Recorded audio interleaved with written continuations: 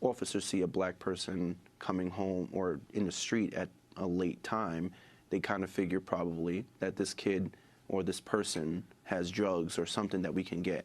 So they stopped him with the assumption or the allegation that he stole a backpack.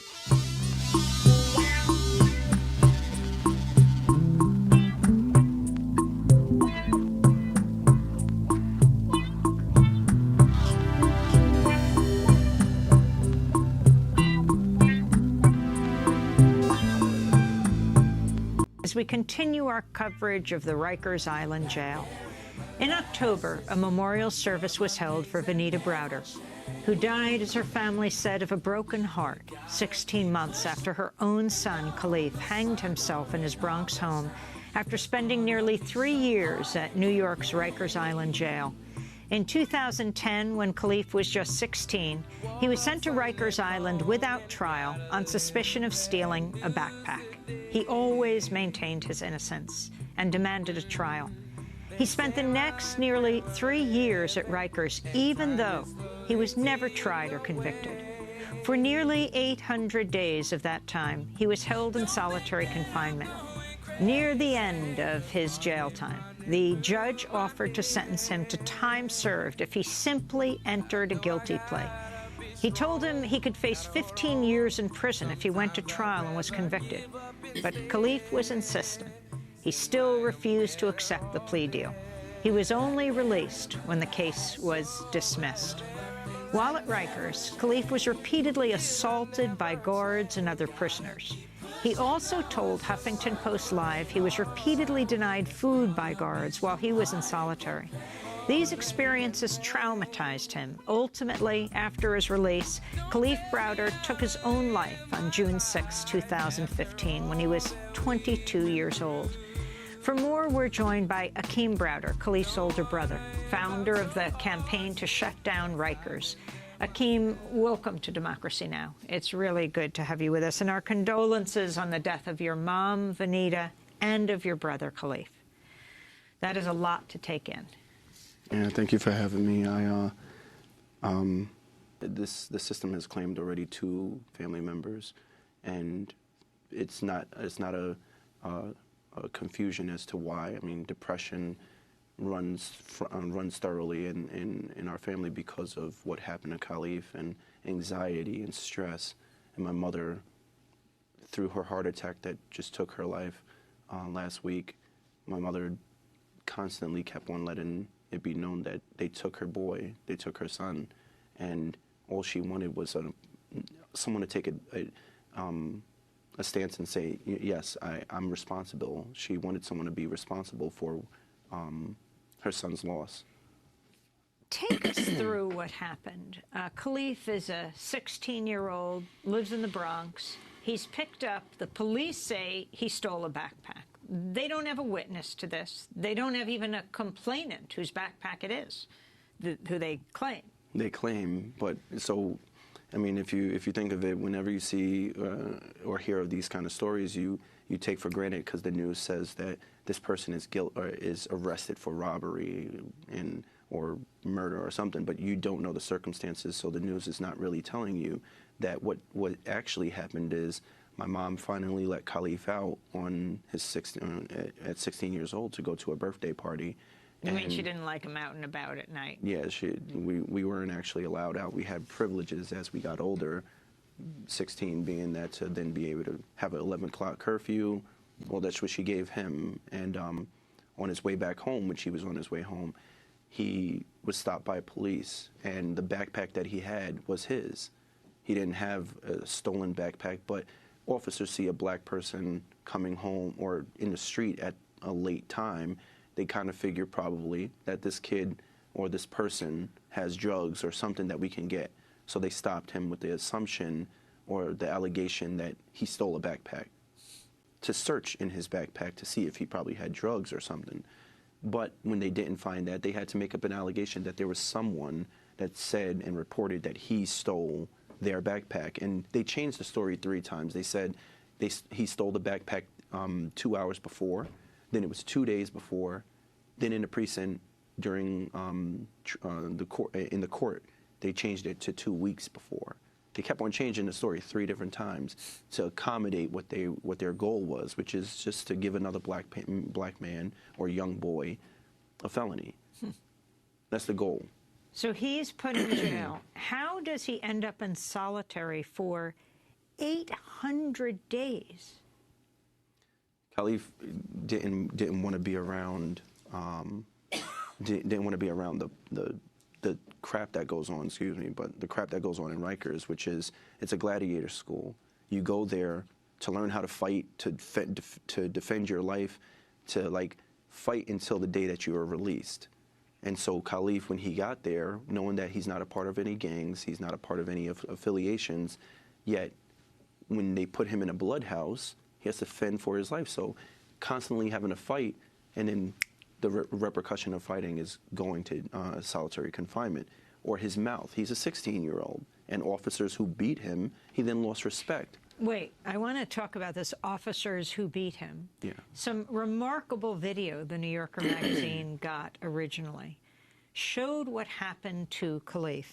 And as we show the video, let me narrate it for our radio audience. A guard is waiting outside his cell, takes Khalif out, and he's shackled, Khalif. And suddenly, the guard jumps him, takes him down, throws him on the ground. Another guard then joins in this. When you look at this video, 2 other guards join in. What happened here? When was this?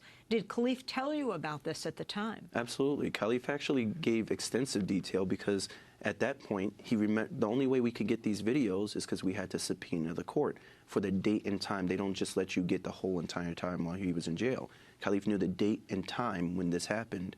Being that smart, he knew what was coming. So what he did was he remembered the date and time and the officer. What happened in that scenario is the officer brought him out the cell, said something smart to Khalif, and Khalif told us that, you know, he started talking about him. Khalif was a piece of crap. And so Khalif spoke back to him and said something smart. But he's a kid. Why as an adult you're getting offended by a young adult or a teenager at this point? But then he decides, I'm going to take out my bad day that I'm having or my anger that I have against kids, and I want to put them in their place. You're an overpriced babysitter. That's what you are. And there's another scene that the New Yorker got a hold of, this video inside the prison, of other prisoners beating on Khalif as he tries to save himself. And you see guards there. And we're going to play this right now. But what are they doing? They're sort of standing in the midst of it. So what happened here? The guards in this video has rules that they have, or precautions they have to follow. When there's something like this, they are told they have an emergency panic button. Officers then raid that house or that cell block, yet they haven't done it once. And then to put him meaning they haven't hit the button. They haven't hit the button once, and they're standing there because they know they perpetuated this fight. They spit in Khalif's face. The inmate or the detainees spit in Khalif's face because they were trying to break him, and the officers told him at that time, "We're going to break you." And that's exactly what they were trying to do. But you see, that gate that they put him in is called the A and B gate. That A and B gate is locked mechanically. He's in a tiny area with all of these other prisoners. You see this right here? He's in between. When they put him inside, that's the A and B gate. It's mechanically locked. It can't get open from a kick. So they had to press the button so that more inmates could come and then continue their savage assault on Khalif. But officers still had at that point a chance to press their button, and they didn't. I want to then go to Khalif once he's out, and this is a clip we played in part 1 of our conversation with you, but I want to go back to this. I want to go to the clip that we played when he's talking to HuffPost Live's Mark Lamont Hill, as he's talking about attempting suicide when he's in solitary confinement. I would say I committed suicide about 5 or 6 times.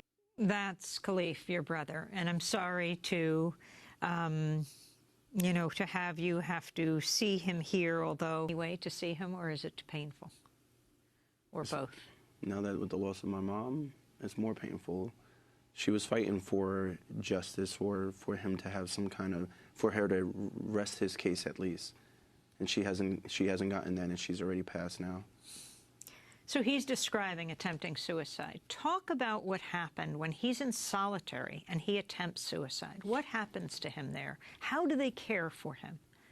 Care is a really far stretch of a word, because the care that they gave him was, we're going to reprimand you for trying to take your life. So what they did was, when Khalif stepped outside of his cell to slice his wrist because he was calling for attention while he was in the cell, he was calling for attention and no one gave him attention for more than 2 days. On the second day, when they opened his cell, he slit his wrists, and they beat him for it. They held him against the cell in a chokehold while up against his cell while he's bleeding, and the care that they gave him was, we're going to wrap your arm up to stop the bleeding and then throw you back in your cell with no, I mean, he did it for attention so that he can talk and relieve himself. I mean, what person doesn't want to have human contact after being in solitary confinement? And he couldn't take it, especially being innocent. Can you imagine what he was thinking? Man, why do I have to go through this? Like, I didn't do anything. And then all of a sudden, I have to slice my wrist to get attention. He wasn't suicidal. Just so you know, he attempted suicide because of all the things that he went through. But before he was home, he was never suicidal. Khalif was, if anything, a strong kid. Let's go back to Khalif talking on HuffPost Live. If you say anything that could tick them off in any type of way, some of them, which is a lot of them, what they do is they starve you. They won't feed you. And on one of the visits, he told me that, you know, they gave me cabbage, but at least they gave me bread and cabbage. I didn't eat the bread because Khalif was very much, he wanted to be fit. And so he's like, but I eat the healthy stuff. I ate all the cabbage. How do you, I mean, he's trying to make it right in his mind. And that's what I heard when he told me. I'm sitting in this visit with him, and he's like, but I ate the cabbage. And I'm sitting there like wanting to cry, but I can't let him see that I'm going to cry because he has to be strong. He's going back in there, and yet he's only eating cabbage after breakfast, lunch, dinner, breakfast, lunch, and then which he didn't get. Which he didn't get. Yes, all those meals. I'm sorry. He wasn't served. Breakfast, lunch, dinner, then the next day breakfast, lunch. So he hadn't eaten for a day and 3/4, and then they give him a tray of cabbage and bread. And bread, which he didn't eat the bread. Like, what they're saying is, we're going to break you, and that's the goal. You had said that they beat him after he attempted suicide? Yeah. So the officers, if you make the officers work, they're just babysitters. If you make the officers work, they're mad. So work is, I have to do paperwork now. You made my shift hard. I'm about to leave, and now I got to do paperwork. I'm going to hurt you. And this is what they did to him. Just give him attention, for God's sake. But he's not human. When you're on Rikers, you're not considered human. You're considered what the world thinks is a felon or a criminal. Yet you're innocent until proven guilty. Were you working at Rikers at the time that he was in there? Yeah, so I wasn't a correctional officer. I don't want anyone to get that confused. I was hired as an engineer. And what does an engineer do? In Rikers, it translated to me being GI, which is gang intelligence. Like, whenever they had searches, they would put us to go in the cell and search their belongings and find weapons. And when I'm not doing that, I was fixing cells and doing their fire alarm system and stuff of that nature. But I didn't work for Rikers. I worked for the Department of Corrections, so I went to Rikers from time to time, but throughout the time that I was working, which was 1.5 years, I went to all these facilities: Manhattan House, the Boat, Brooklyn House. And the boat is a barge where they, in the middle, it's in between the Bronx and Queens, and it's just in the water, and they have inmates or human beings on a barge, which is what it looks like, a garbage barrage where they have these big trailers, and this is where humans are being stored. Describe visiting Khalif with your mom. What did you go through to get in to see him? There'll be some heartache and pain.